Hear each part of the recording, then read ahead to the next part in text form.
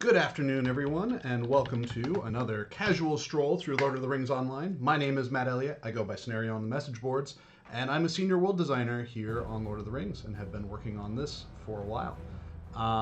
For those of you that are unfamiliar with this stream, this is a world design focused stream where we're going to be running around the landscape, talking about what goes into building the landscape, and just answering your in general your questions about how we do what we do. And yeah, giving you a little bit of a behind the scenes peek. This stream, as I said, is a world design stream, so we will not be talking about things like balance. We're not going to be talking about things like, lag. We'll maybe talk a little bit about the work that went into having things like Angmar and Mordor happen for us. But other than that, I'm not going to be able to go into super details. Basically, anything that's outside of my area, we're just not going to talk about it. If you do have questions for things that are outside of my purview, I highly recommend dropping into Court of the Rings on Fridays at noon Eastern Time, or dropping into the message boards, or just waiting for a stream when there is someone that can answer those things. I know Orion is often regularly either pitching in on streams or running his own, and eventually he and I will have our next we have a Cave Troll stream, but for the time being, you guys got me. So let us take a look at the stream, and yeah, let's get going. So I felt like I really needed to make the joke that I am going to be casually strolling through Mordor. Where we left off last time was right behind us in the wastes. We didn't get to see all of the wastes and all of the dramatic action that was happening in there through the instances, because my characters aren't really set up for that. But we did take a tour through the landscape and talked a little bit about it. And now here we are at the Black Gate. The way it is right now is assembled, but what will happen is players do get the opportunity to kind of go through here as it's been destroyed. What the gate looks like is very dependent on your quest state. Right now, my quest state is not set up in a way to show the gate destroyed. So as we walk forward, we're just gonna run right through it. Mordor is another one of the areas that I did not have a hand specifically in building myself. So my first experiences going through Mordor has been as a player, and completing the epic story and the Battle of the Wastes was really, really amazing. It was such a well done experience, at least as far as telling the story and showing the world change, which again would be visible here if I was in a specific kind of quest state. It was really exciting to play through. A little bittersweet knowing that with that battle complete, I was working towards the dropping of the ring into the fires of Mount Doom, but it was still one of the most cinematic experiences I think we've had in Lord of the Rings.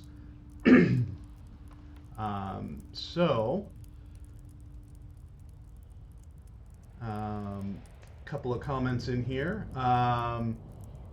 Sam Burke says that Mordor marks 10 years of Lotro. It came out the same year as the 10th anniversary.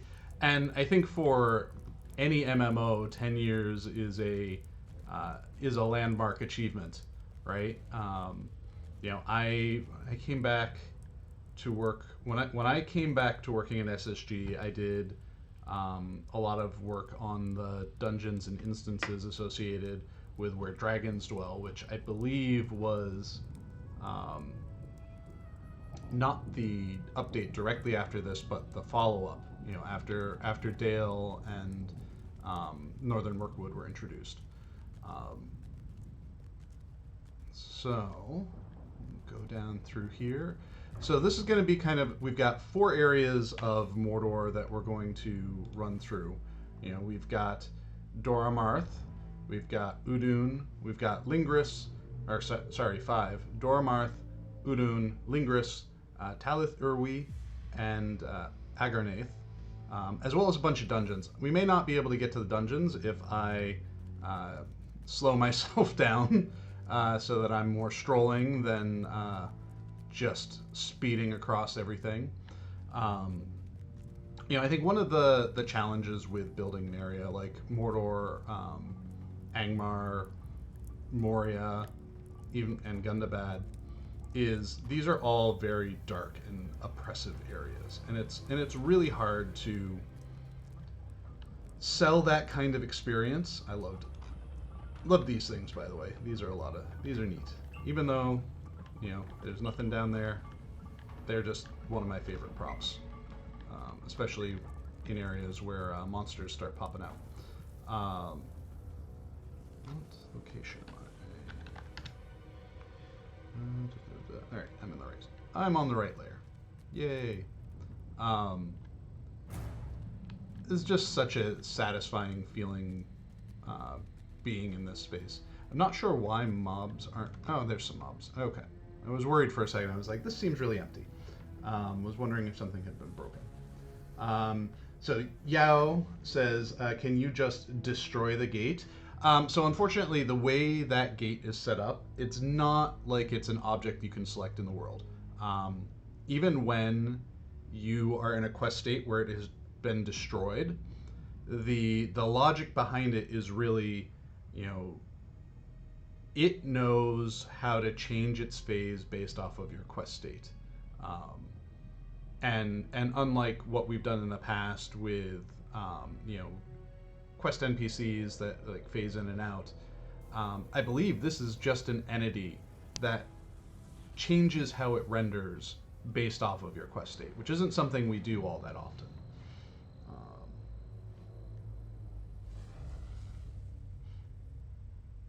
Let's see, a few more questions or a few more comments. Norbert says the Battle of Pelennor Fields and the Battle of Moranen are by far the best scenes parts of the game. I remember when we did the Ringforge in Eregion and how excited the designers were to be able to play with camera controls through scripting, and honestly, like how excited they were, but also how kind of nervous they were about it, because there was this worry that the way we had been telling our story all the way up through to that point had very much been focused on still allowing players to maintain control of their character while they were in that space. And then when we introduced Eregion and the battle that happened at the Ringforge, we took that control of the camera away. Like normally when we needed players to kind of be in one spot for storytelling purposes, we effectively stun you. We lock you down so you can't really move around. And that does the job. But it doesn't really allow us to show cinematically what's going on. But in the case of Eregion, the designer who was working on it very specifically wanted to be able to use the camera in a way to tell the story. And we were really anxious about the player reaction to that. And haven't done it a ton ever since. And the Battle of Pelennor Fields and the Battle of Moranen are both examples of times where we've, kind of taken the leap and taken control of people's characters just completely away from them in order to really, really show the cinematics of what we were making. All right, we're clipping along. Let's get a good view. I think one of the things that's a challenge with Mordor in particular, because it's so dark, is it's really hard to make things at a distance really be visible. Like you can get these awesome silhouettes, which is great, but it's really hard to just have your near space stand out because it's black on black on black on black, and it feels like that's appropriate for a place like Mordor, but it is not. let's rocket jump myself back up because I do not want to fall down the mountain yet. Um, it's appropriate for Mordor, but it can make the experience of um, being in Mordor um, oppressive. And I think, at least I know from my own experience playing through Mordor, I really did need to take some breaks while playing it because it's that hard to look and see and feel what's going on. Um, let's see. So Druid's Fire says Mordor definitely needs more stable masters. It takes forever to ride around during the epic. I don't disagree with that. I think there's certainly a design approach to places like Gondor and Mordor where it feels like the designers, when it came to the travel systems, went a little bit less is more.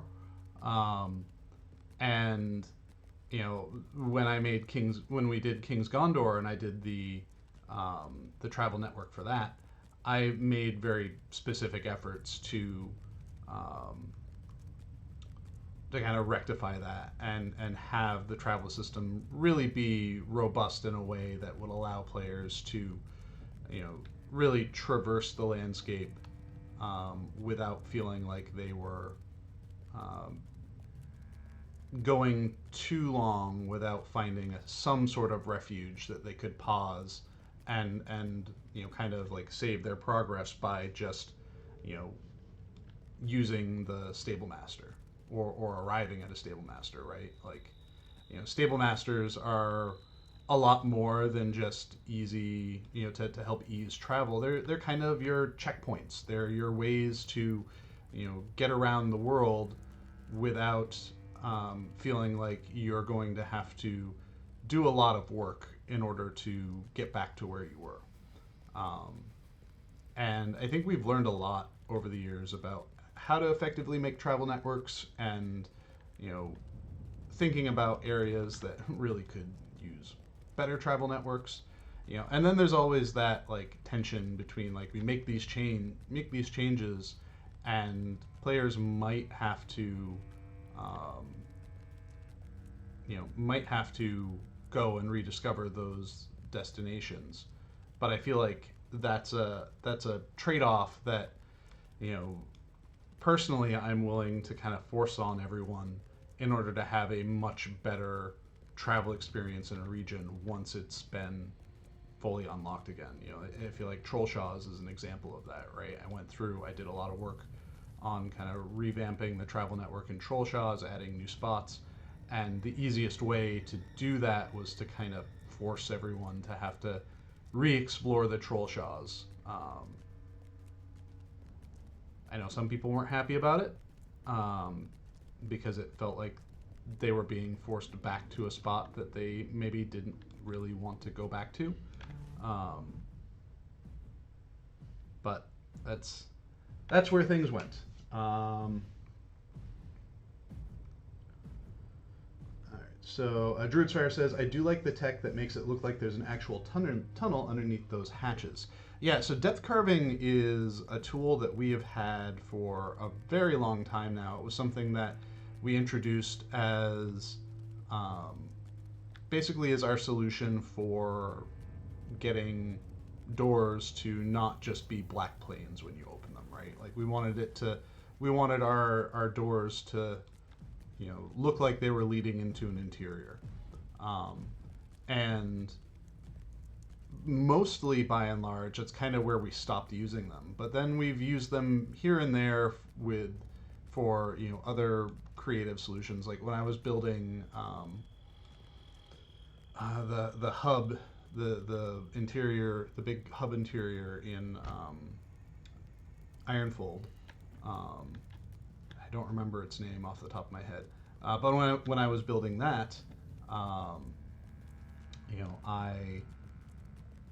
wanted to make it look like it was kind of a lived-in space. So I tried to use the depth carving system in ways that kind of gave fake interiors to a lot of the a lot of the like little buildings and whatnot. Sometimes it worked, sometimes it didn't, and I had to like remove some things. But it's a really neat system, and it's something that I think we can do a lot of interesting things with um, when there's an opportunity to do that. Let's see. Since we're talking about those kinds of things, any chance to see another Hit Bolt style area in the future? I don't want to say never. I think Hit Bolt was a very ambitious undertaking by a very ambitious designer. And one of the challenges with ambitious areas like that is that the upkeep for it, bug fixing and whatnot, often building something like that often comes with a lot of personal memory on how it works. And once that person leaves, the system kind of gets a little hard to sort out because like the person that knew it like the back of their hand. Um, but as when they're gone, how do you maintain it? I think Hitbolt, a Hitbolt like experience could be very compelling um, if it was a little bit more constrained and a little bit more. Um,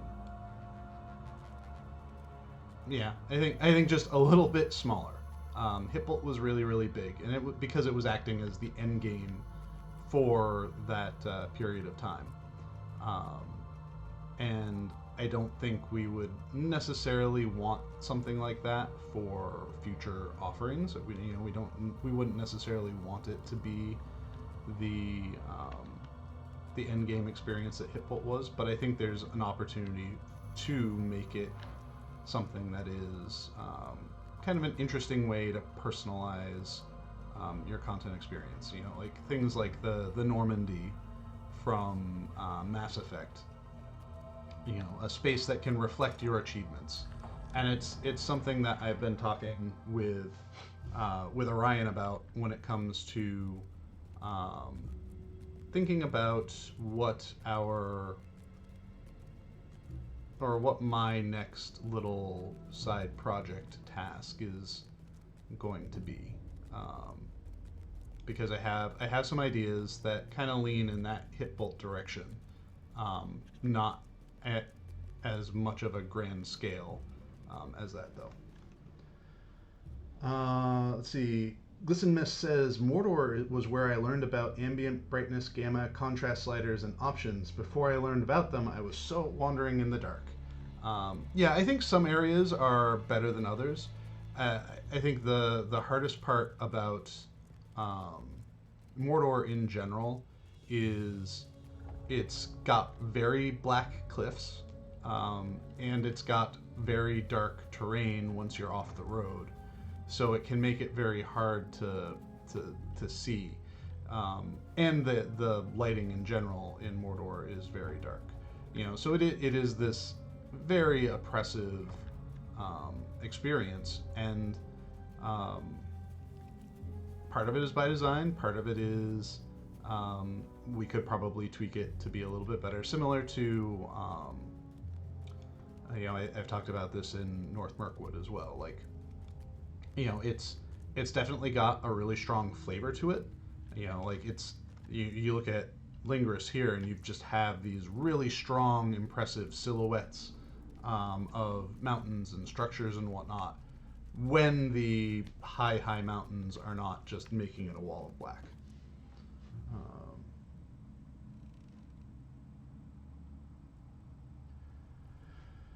Norbert asks, what part of Mordor did you find the best done, since you didn't have a part of the building process? I think that for me, the areas that I enjoyed running around most was Agarnath and some portions of Talith Urwi. I think I think this area in particular really does sell um, the fantasy, the user fantasy of, you know, the Mount Doom lava fields and just this dangerous lava fueled area. But I really like the kind of visual language departure that is Agarnath.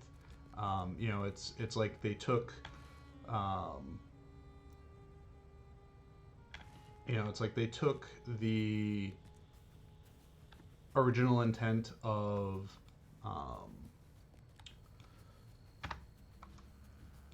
the original intent of the Red Swamp and just amped it up and introduced architecture that is a level of vampire gothic that we've never really had in Lotro.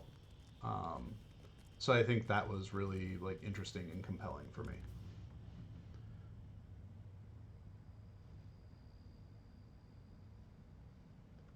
Let's see. Ba-ba-ba-ba. So we'll continue our run through here.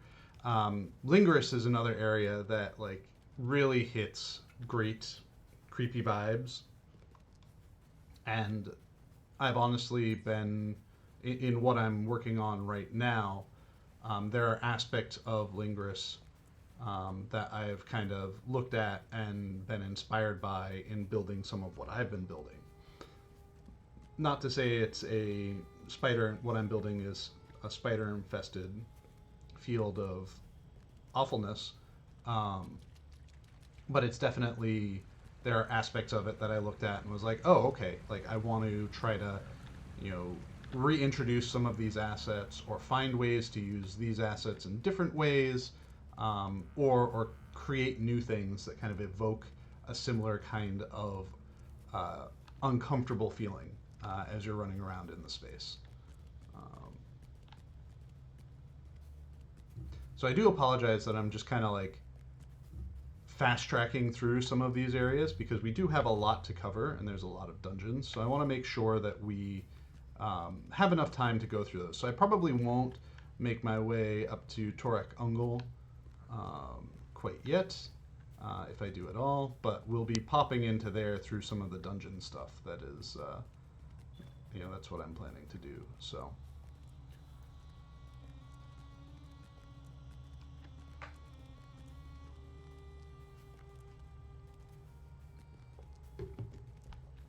I remember treading down through this valley. When I first came back to work on Lotro 2, I had gotten a lot of bugs and a number of to just kind of like reacclimate myself. You know, that's a good way to good way for new people or people that have been off the project for a while to come back onto it to kind of reacclimate to working with things is just to hit the bugs. And you know, I remember a ton of bugs that I had here for like stuck spots in cliffs and whatnot, and I'd like teleport in and I'd just be like staring at a cliff wall and could not for the life of me figure out what I was looking for, where I was looking, because it was just so dark.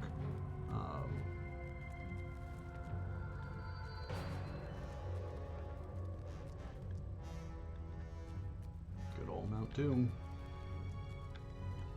I think I had a number of bugs in this little hub at one point as well.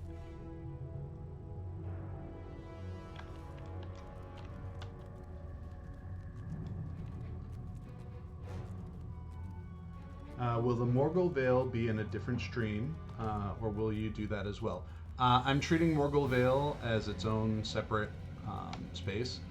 Kind of how I used to do these streams is I would put up a poll asking players to vote on what region to do.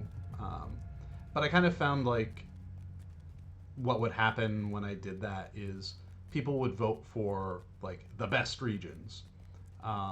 And then they wouldn't really be interested in the regions that were not their favorites. So it kind of led to some kind of top-heavy streaming, right? Like where, oh, we did the Shire first, but now we're doing the Lone Lands. Like, so once we got through Eriador and Rovanian, I just decided to follow the content path through everything. Makes it a little bit easier. So there are going to be some areas that we've already previewed as part of like new release previews that we won't be getting to um, because we've already done a preview stream for them. But something like the Morgul Vale and Minas Morgul, um, that would be its own stream. Um, so going through those areas that we haven't done yet, we'll just be doing them in sequential order, chronological order. Uh, Druid's Fire says, I like to compare the maps of Doramarth and Mordor besieged Doramarth. Yeah, that was I didn't work on that region specifically because I was working on the Morgul Vale stuff. Um, but that region was uh, a really interesting challenge because it was fun to um, recreate kind of what we've been through before. Um, like go through the areas that we've been through, that we've seen, and reinterpret them as a new space. And I think that kind of started our learning process, and in how we can make regions set in different time periods and how we can make them feel unique and distinct from each other. I think if there was one thing, and I can elaborate more when we do eventually get to Mordor Besieged, one thing that I feel like we didn't really land quite as well as I would have liked was the sense of active war happening in there. The concept that this is supposed to be the like big battle um, with Sauron, and I feel like the landscape didn't reflect that too much, and that's why when we did Elder Slade at War, I tried to make sure that we had things like trenches and battles going on to sell that it was different enough and justified enough to be its own space visually through its storytelling. Fashion Ball from Norbert. Fashion Ball. Now that is a place I don't want to see ever again. I know there are some people that have um, driven themselves bonkers trying to max out their reputations on both sides there, and it's possible. It is just so much work. It is a lot of work to do that. Um, so, like, kudos to those that have put that work in.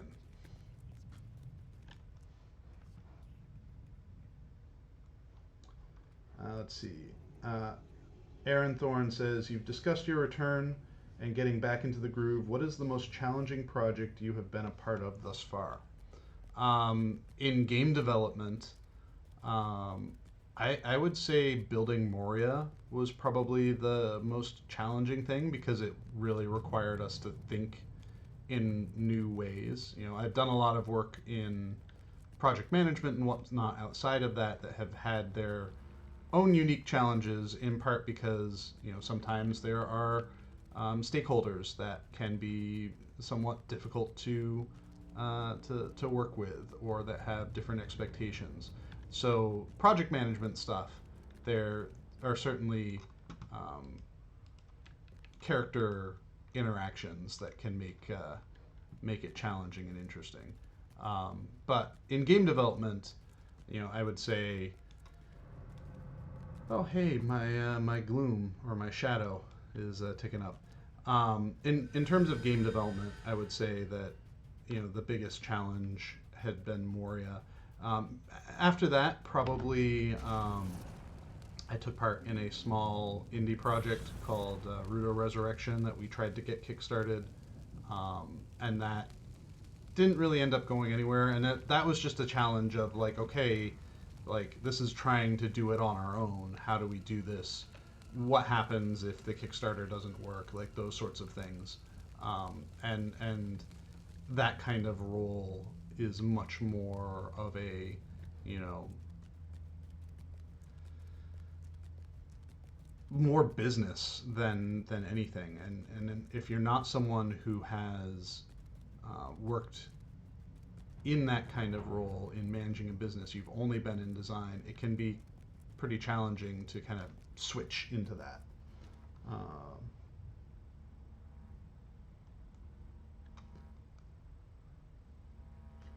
right. Druid's Fire asks, will we ever get a true path to Sameth Nur so that we can properly throw ourselves and our chickens into the crack of doom? I mean, accidentally I fell into it once during that one instance where you find Frodo and Sam because I thought there was invisible walls, but it would be nice to go up there on landscape.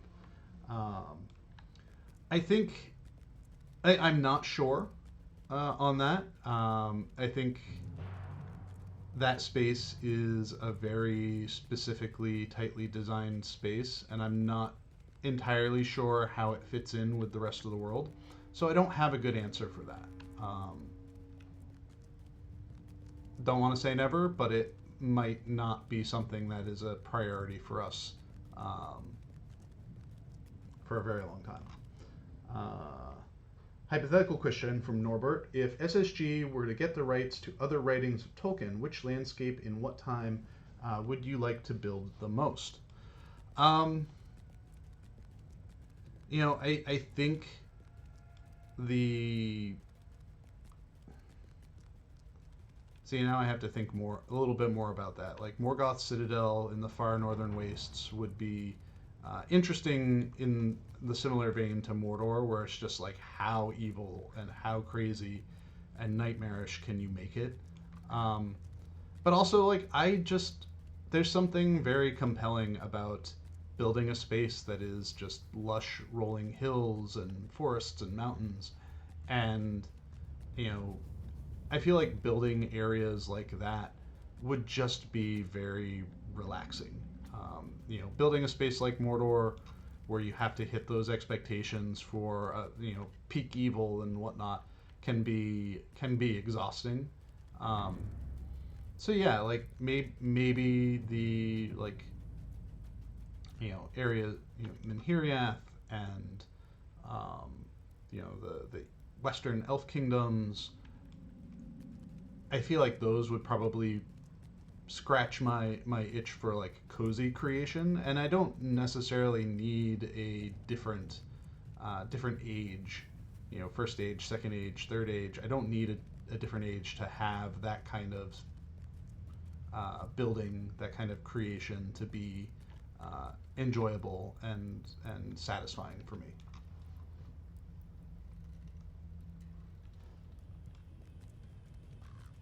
So hopefully that answers the question. Was not too much of a dodge. All right, let's map it up. Where am I? I'm here. So I want to work my way all the way around. I'm not as far as long as I thought I was, but we still have plenty of time. We're making a good pace.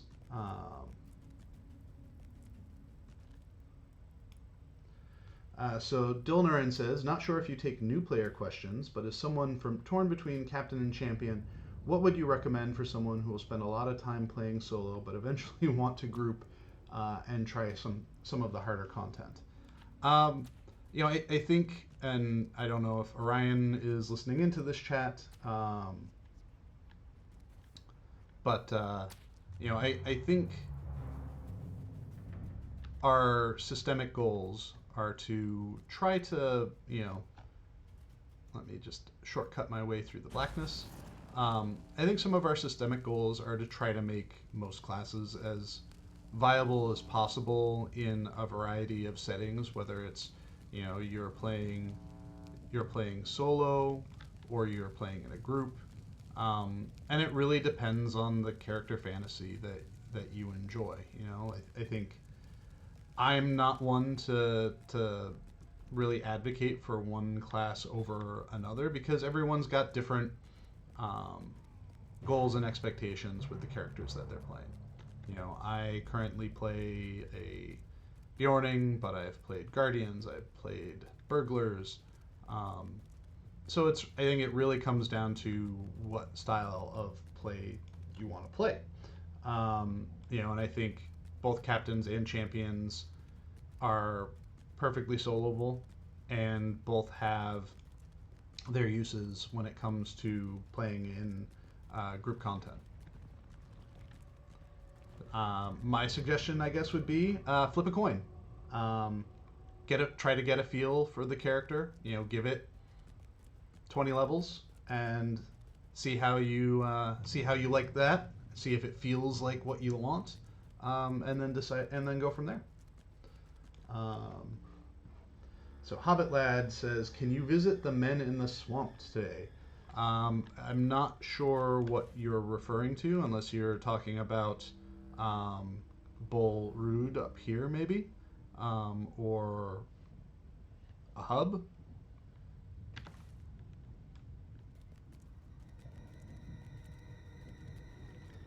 Aaron North says, "It's kind of like asking what's the best car. You have to try them to see how you feel."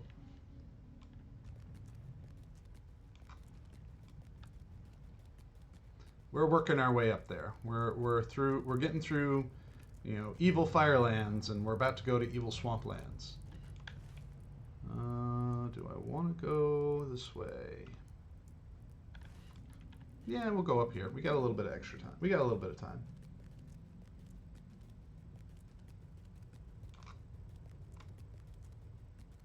I'm looking at these stone walls here, and I'm feeling like that's another case of the um, appearance stuff kind of bleeding in. Like I was in an area that had plain stone walls, and now that I'm here, the appearances are being applied onto them because we made some changes to help things be a little bit more performant.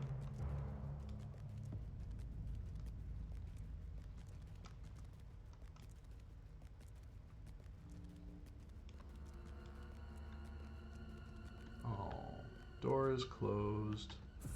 Or is it? Boop. Pay no attention to the green lands of Nirn in the distance.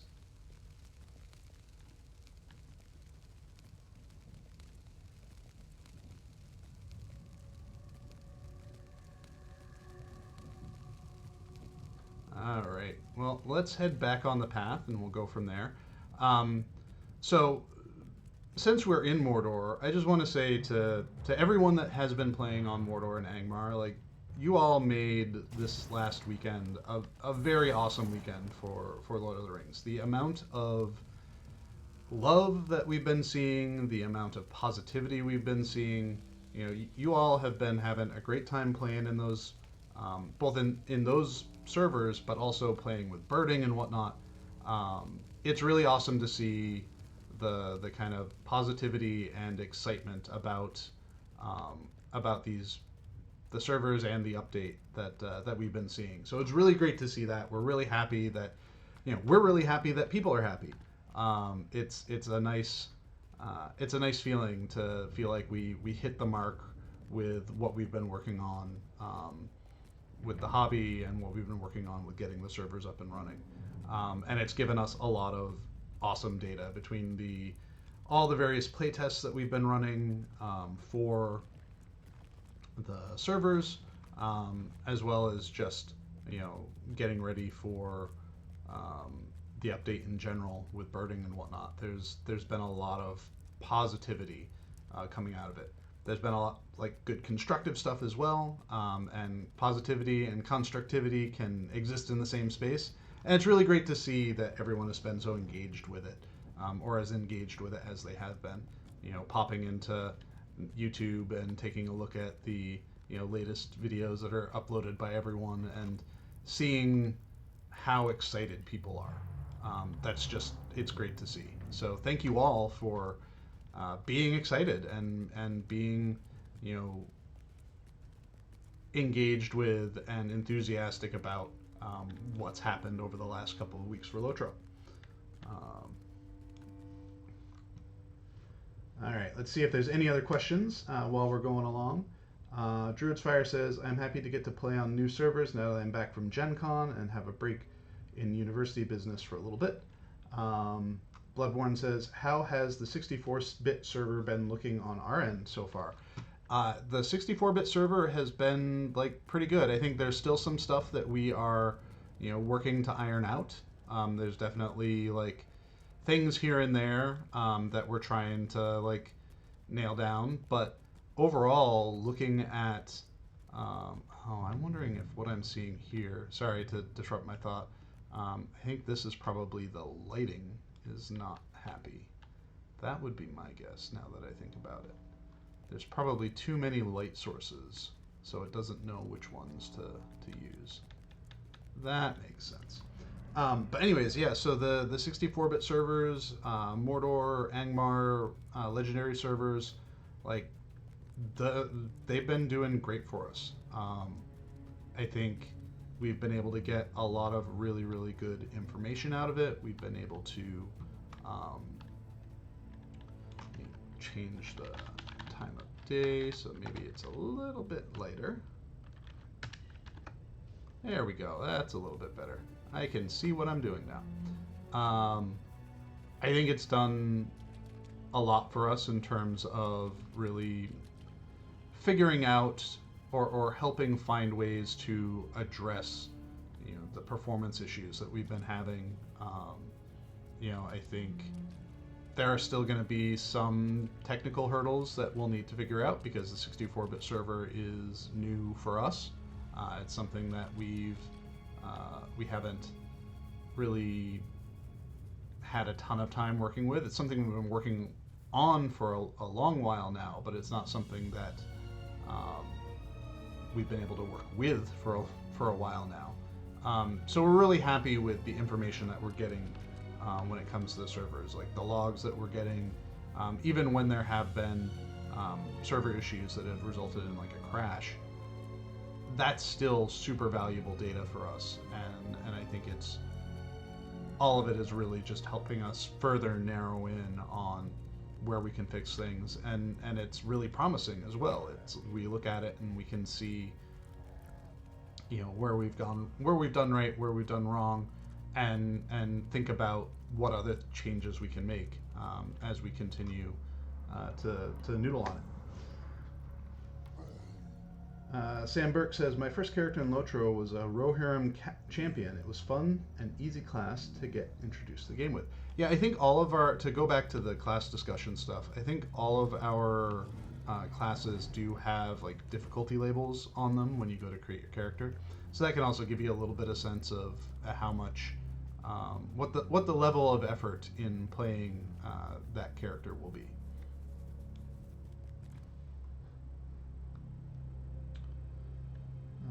Viznak here is alone worth the play in this part is worth the play in this part of Mordor. Yeah, Viznak was great. I think Viznak is something that really landed very well and has been something that designers since have tried to achieve again. And I feel like there's just people have Viznak in their mind, and it makes it really hard to feel like an evil character could be as compelling as him. I think when we did, there was the Orc Hub in the Shield Isles, and I think some of that was intended to try to like recapture the feeling of Viznak, and I don't think we quite hit the mark with it because I think it felt too much just like we're making a new we're just making a town with orcs in it as opposed to really something that is as heavily character driven as Viznak was.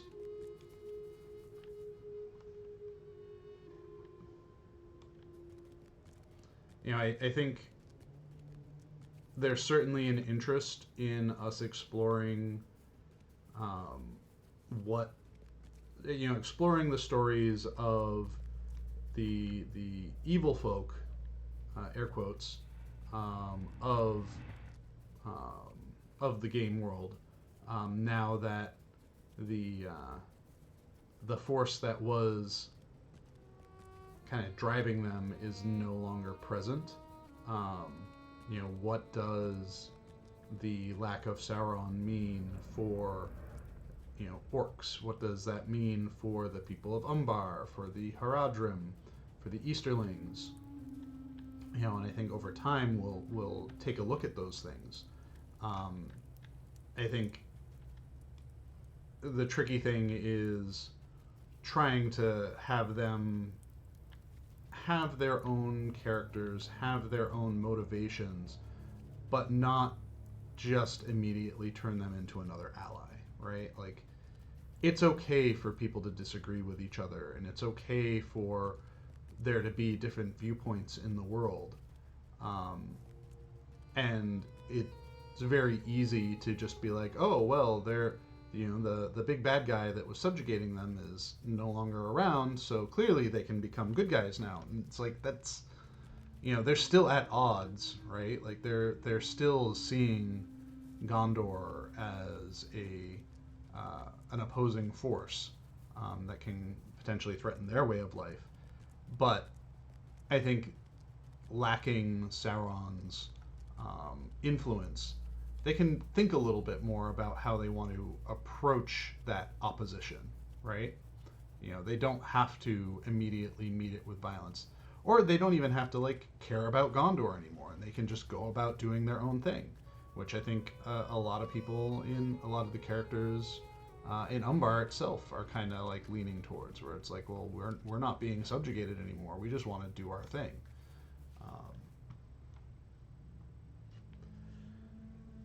Let's see. So Hobbit Lad says the introduction of orc allies has been really cool, and Druid's Fire says it's nice to flesh out orcs so that they're not just one-dimensional. That's there's even lore to support orcs going off and doing their own thing when they're not dominated by Sauron. And Arabani says, can't say I appreciate orcs as allies. A good orc, dead orc. So yeah, I think one of the things that we tried to do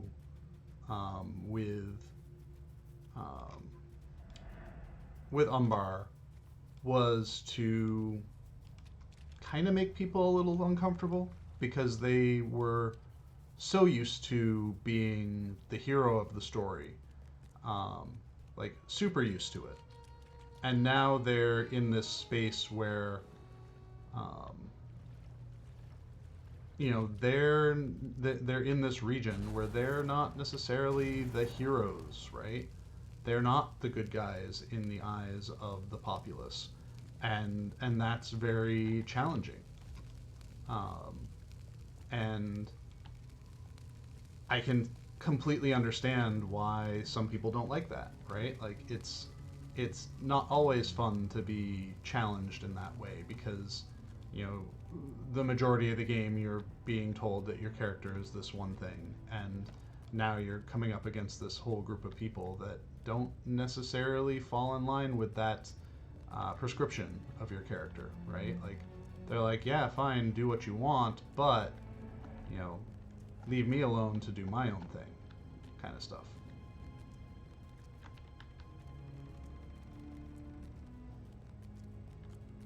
This was a really running around here in Saragost. This is just a really interesting, different kind of feel. When I built the, I forget what it was called, what it eventually became named, but I built the Poison Gardens in New Carndum. I really looked at this region, this area, as kind of an inspiration for what could be done, and what interesting ways there are to make an evil looking garden, and the colors and feels of it, black iron and whatnot. I think Saragost and Agraneith do a lot of things really, really well, and do a lot of things really do it right, from the perspective of building the space. The water is a little ketchup-y, but I think the pure color of it just helps sell the character of it. Let's see.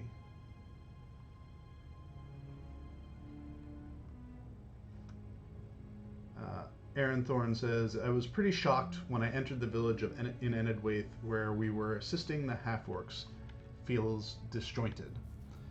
And I think it's good to kind of have some of that in the game, right? Like, it shakes you out of your routines and habits when you run into something narratively that is different than what you've been experiencing before, and can kind of reboot you a little bit. Like, whether or not you enjoyed it, like, it kind of sticks with you and makes you think a little bit more about your character, and how that character interacts with the world.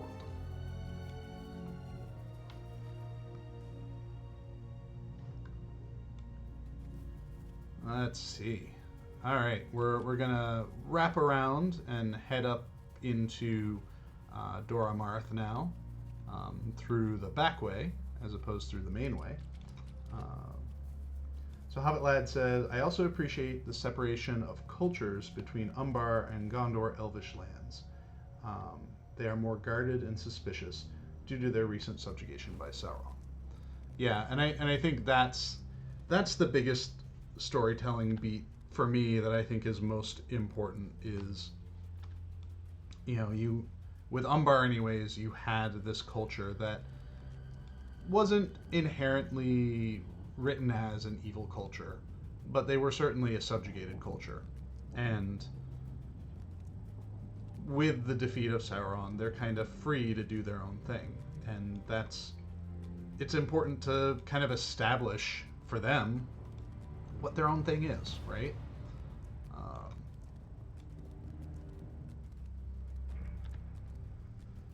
Druid's Fire says, overcoming your own headcanon is a thing in Tolkien studies. How well do you really know what you read is an interesting thing. One of the cool things about Corey's exploring Lotro class is how many of my long-held headcanons had to be set aside due to a new close reading of the text. Yeah, and I think any art, there's certainly a degree of interpretation that comes with that art, and interpretation, again, you get stuck with yours, and then someone else has a different way of seeing things, and it can be very easy to fight against that if it's not what you're used to seeing. But it can also be a light bulb moment for you when you start seeing things, when you start seeing characters and situations from a different character's perspective. So here we are we're going to take a break from the very meta conversation that we're just having to come back to Dora Marth, where we see the ruins of Barad-dûr and places that will become familiar places in a future stream as we get to the Mordor besieged version of Dora Marth. I think one of the things that I remember when we were building the version of the full version, the undestroyed version, was a lot of people being worried that it was too kind of squat and fat looking,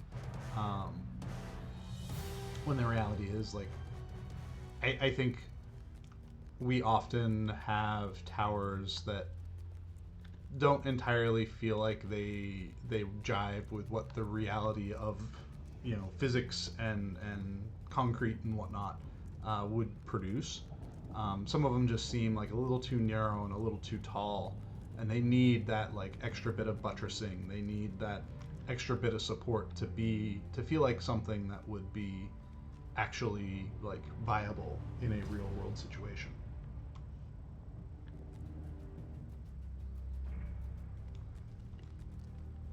All right. So Softsnake says, is there any way to convince us to remove Kingstead Homestead from the landscape and put it in a private location of the game? I remember that stone you mentioned a few live streams ago that you remove in Rivendell, which changed the game of a kinship. Just saying. That isn't going anywhere. Eventually, My hope is to be able to tear down the invisible walls around it on I0 so it's not an obstruction. Um, it has long been on my plate to kind of do that sort of investigation and to get some engineering time to help me look at that and see, like, is there really a reason why we need the instance zero version of housing neighborhoods to be kind of blocked off like they are right now? Um, and should that ever, should I ever manage to get that time and get that work done, then those invisible walls around it will certainly come down. And that will kind of address I think, the concern that a lot of people have of it just being this big chunk of impassability in the middle of everything. I know some people are vehemently against it. It's there, it's staying there. The complications of moving anything at this point, since people have houses there, are too great to risk. So, let's see. Druid's Fire asks, but it will still be visible. Yes, yeah. I'm not going to make it invisible, but it is not moving. Sorry, Snake. All right, as we continue through here, it is really like, because my more recent memory of these spaces is going through and doing bug work and whatnot in Mordor Besieged. So it's like seeing the silhouettes that I remember, but just in a very different setting, different day files, different lighting, different like level of decay on things. It's a different experience running around through here.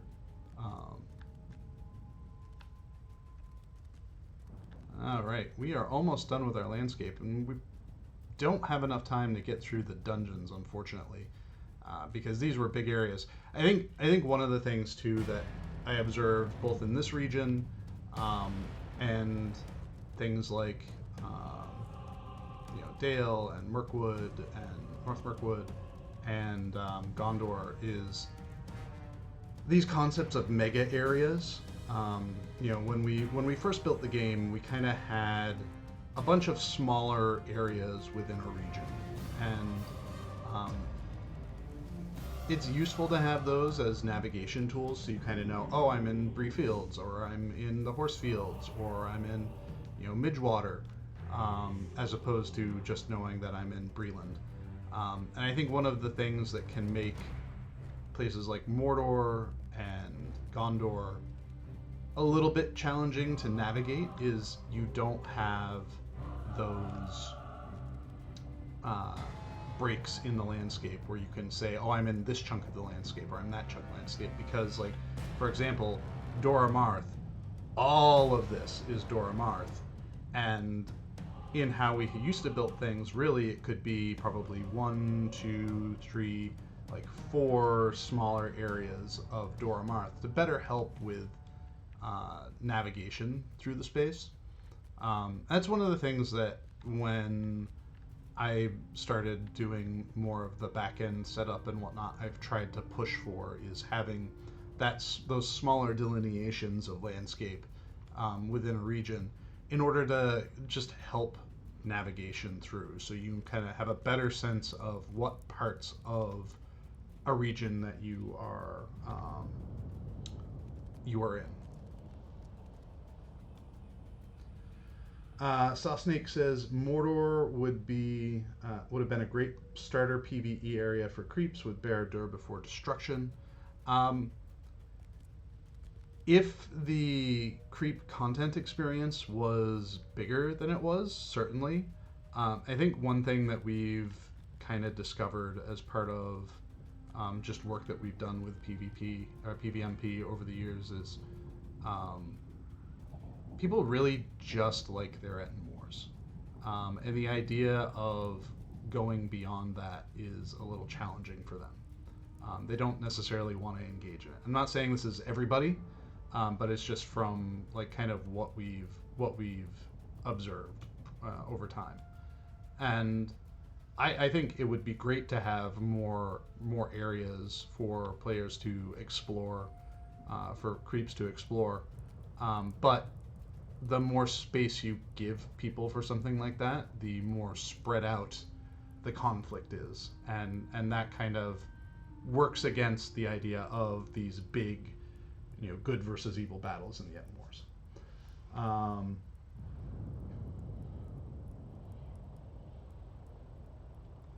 has anyone reported the glitch that sometimes seen recently happens in the lower right corner as moving in texel heavy environments? I'm not sure what you're talking about, Arathorn.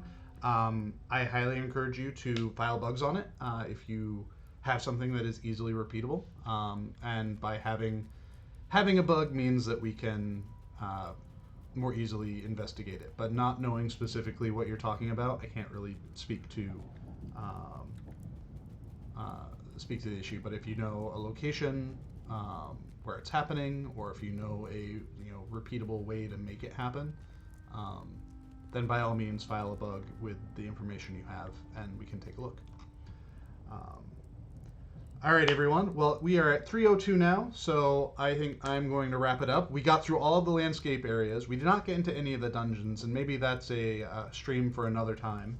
But thank you, everyone, for hanging out with me, asking some questions, and taking a tour through Mordor. I did simply stroll in, but it was a very fast stroll.